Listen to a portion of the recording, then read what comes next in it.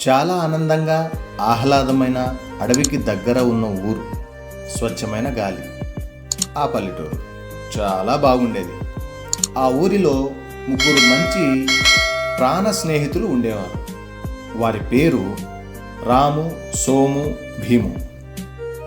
వారు అడవికి వెళ్ళి కట్టెలు కొట్టి తిరిగి వాటిని పట్టణంలో అమ్మి వచ్చిన డబ్బుతో జీవనం కొనసాగించేవారు. ఉన్న సంపదలోనే చాలా తృప్తిగా, సంతోషంగా ఉండేవారు. ఎక్కడికి వెళ్ళినా వారు ముగ్గురు కలిసి వెళ్ళడం, ఏ పని చేయాలన్నా ముగ్గురు కలిసి పని చేయడం, ఊరిలో ఏదైనా శుభకార్యం జరిగితే వీరే ముందుండి చేయడం, ఊరంతా తిరిగి సందడిగా ఈ కార్యక్రమాన్ని పూర్తి చేసేవారు. అటువంటిది ఒకరోజు వారు ముగ్గురు అడవికి రోజులాగే కట్టెలు కొట్టడానికి వెళ్ళారు. రోజులాగే మనిషికి ఒకవైపు వెళ్ళారు.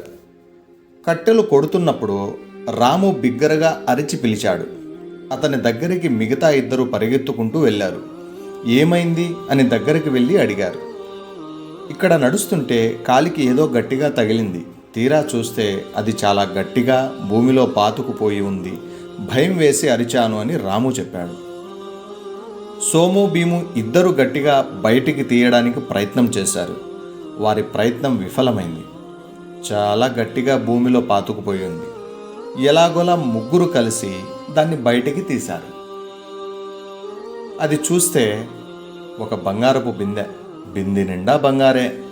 అది చూసిన ముగ్గురు ఒక్కసారిగా ఆశ్చర్యంగా చూస్తూ ఉండిపోయారు. ఎవరు మెదడులేకి వారికి కొత్త కొత్త ఆలోచనలు పుట్టుకొస్తున్నాయి. రే, ఈ బంగారం ఏం చేద్దామని రాము అన్నాడు. ఒకరు టౌన్కి తీసుకెళ్ళి అమ్ముకొని వచ్చిన డబ్బుతో మిగతా ముగ్గురికి పంచిస్తాడు అని సోము అన్నాడు. లేదు, ఇక్కడే ముగ్గురం 3 భాగాలు పంచుకుందామని భీము అన్నాడు. సరే, ఆఖరికి బంగారు అక్కడే 3 భాగాలు పంచడానికి సిద్ధమయ్యారు. ఉదయం నుండి బాగా కష్టపడి దాన్ని బయటికి తీసే కార్యక్రమంలో వారికి బాగా ఆకలి వేసింది. మన ముగ్గురిలో ఎవరైనా ఒకరు వెళ్ళి ఆహారం తీసుకుని రమ్మని సోము చెప్పాడు. ఎందుకు? రాము నేను వెళ్ళి తీసుకుని వస్తాను అని బయలుదేరాడు. రాము ఆహారం తీసుకొని వస్తూ దారి మధ్యలో ఒక దుర్బుద్ధి కలిగింది. ఈ బంగారం అంతా నాకే ఎందుకు దక్కకూడదు? వీరికి నేను ఎందుకు ఇవ్వాలి అని అనుకున్నాడు. ఆహారంలో విష పదార్థం కలిపాడు. ఏమీ తెలియనట్టు ఆహారం తీసుకుని బయలుదేరాడు. ఈలోపు సోముకు, భీముకు కూడా దుర్బుద్ధి కలిగింది. ఈ బంగారం మనిద్దరమే తీసుకుందాము, 3వ వ్యక్తికి ఎందుకు పంచివ్వాలి? రాము వస్తానే రామును చంపేద్దాము అని అనుకున్నారు. ఇంకేముంది, రాము వచ్చేశాడు. వాళ్ళు అనుకున్నట్టే రాముని చంపేశారు.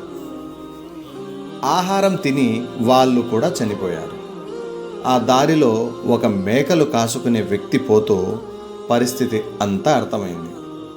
ఆ బంగారు అతను తీసుకున్నాడు.